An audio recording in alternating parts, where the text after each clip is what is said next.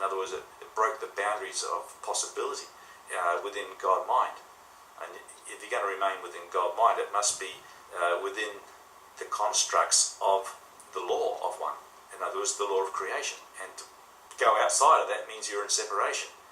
So the parts of consciousness that popped out of connectivity to God still are God particles, but they are disassociated from their own connection, and it's like another mind that's been set. So, it's a little bit hard to talk about what it's all about because we've been disconnected from it. But the more of this Christ mind that comes in, the more you remember how creation came about and what we are as that creation, as co-creators with God. As God's source would flow through us, the offspring of itself, how we would continue to create the beauty and ever-expanding fields of awareness and opportunity to experience life the way we'd have it and to remain within that law of one. It becomes hard to talk about that from a mind of separation. In other words, the instrument of the human body is totally, not totally, but partially disassociated from it, and to remember those parts of consciousness that are our higher stations, that's the whole process, to actually reconnect back into what we already are. I've mentioned before about the Earth being in a fallen galaxy called the Milky Way galaxy, and it's in a falling state.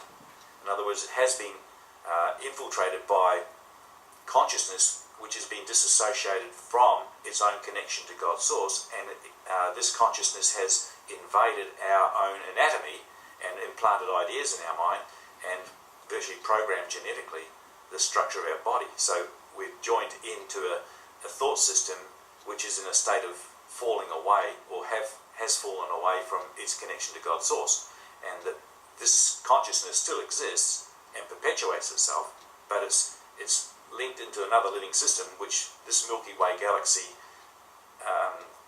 is part of a living system, which is being drawn away from its own true connection. So we're being disconnected as we continue to associate ourselves with the fallen structure, and so we've been encapsulated in a body, so to speak. The body is encapsulated as a projection of separation, and within us we still have part of our atomic structure connected to God's source. So it becomes a tearing within the fabric of our own being. It's a tearing, and it's a, like I said before, a war of attrition. We are controlled by the controllers of the mind of separation as a part of our being, and to somehow be disloyal to those parts that control us seems to be already programmed in as our allegiance. In other words, if our allegiance is to the fathering and the mothering of our body form, we seem to have an allegiance to that which created the illusion, part of the illusion that we are. And that's why we seem to be reluctant to let it go, because we think that we're being a traitor to our Creator. But in actual fact, that's the false creation, but we're not fully aware of that. And so I just talked about the structure, the particles of consciousness, how they expand out into particle, anti-particle universe, how consciousness is expanded into light body, spirit body, dark matter body, what we call the hydroacoustic body and the oscillatory body. We have a vibratory body and an oscillatory body, expansion and contraction body, and they all work together within the mainframe of our own computation, expanding consciousness that's a multi-dimensional structure. And so understanding that we have a structure, that creation itself is a structure. It's not just a nebulous golden light that's got no expression. It seems to be the mind circumscribes all consciousness. So the mind of God is the energy matrix and the power of creation that creates everything into a structure within itself. And this structure within itself has got many opportunities of expression in between the particular members, which we all are. We are all members in particular within the constructs of the cosmic reality fields of space and time.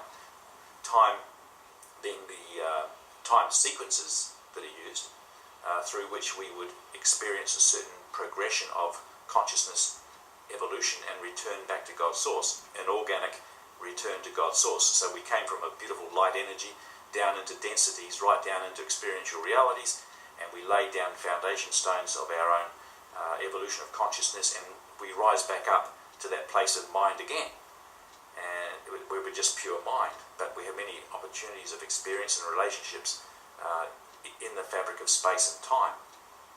So knowing that we have a very, very true and wonderful creative process and structure to creation on the 12-tree grid, which I've explained before, the 12-tree grid, where we have 12 points of standing scalar sound, which rise up as sound and light fields within the multi-dimensional morphogenetic field.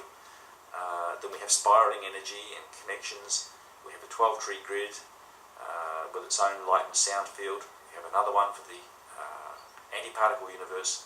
And we have multi-dimensional structures of crystalline communication of higher elemental forms. That as you go up in harmonic universal levels, you get a different construct of elements that create the matter base.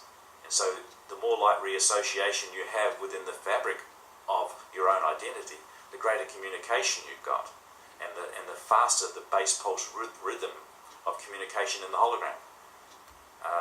Understanding these things has become very, very important to me, rather than just knowing the psychology of God's source. It's like, yes, we're to love one another, forgive one another, and all the rest of these beautiful things that are very practical. There seemed to be a necessity for me to go into the structure of consciousness and know how it works, and to know the time cycles and the spiraling energy flows within the cosmic structure, and how the alignments of cosmic structure would bring into the earth, for example, certain timings where there are flows of information flowing on the energy streams of the liquid spiraling light of breathing in and out of God's source. It would be a connection where we call it the crystal river of the higher dimensional frequency, the higher elemental forms of beauty would line up at a certain time cycle within the spheres of intermediate consciousness structures. The earth would be revolving on a certain time cycle in relation to the sun, and the sun would be revolving on its own spherical plane in relation to the galaxy, etc. And there'll be times and cycles when major energy streams and currents of information of higher elemental form would be flowing into a planetary system, and hence into our own individual species. And all forms of structure on the earth would receive just a time surge over a certain period of time. The surge of frequencies would come in, and as those frequencies came in, it would be an energetic flow through the receptivity of us here on the earth, receiving it, and in the energy is information. Now that's what I sort of realised, that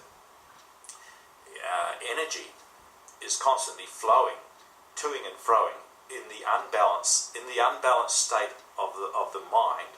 There's a lot of energy toing and froing, and even scientifically today, when you look at it, for example, take the embryo of a chicken,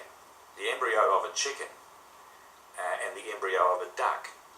Now, if you fire a laser beam through the embryo of the chicken, you pick up the information in the DNA coding of the chicken embryo, and it flows through to the duck embryo, and it'll actually produce ducks out of a chicken, right? So a duck will become a chicken because of the energy that's flowed through and the information that's been picked up in the light beam. And it's the same sort of thing that happens as all of the multi-dimensional structure of the cosmic form of spheres within spheres and spiraling energy and timings. We pick up a wave infusion of the higher encryptions of our original form from our higher dimensions, which would come in and transmute the lower dimensions on the outer realms of density where we're existing at the moment. So there's opportunities coming, and this is what I was talking about with the 2012 thing that a lot of people are talking about. The Mayans had already prophesied at a certain point in time certain things were going to happen, But I've discovered that they were sort of prophecies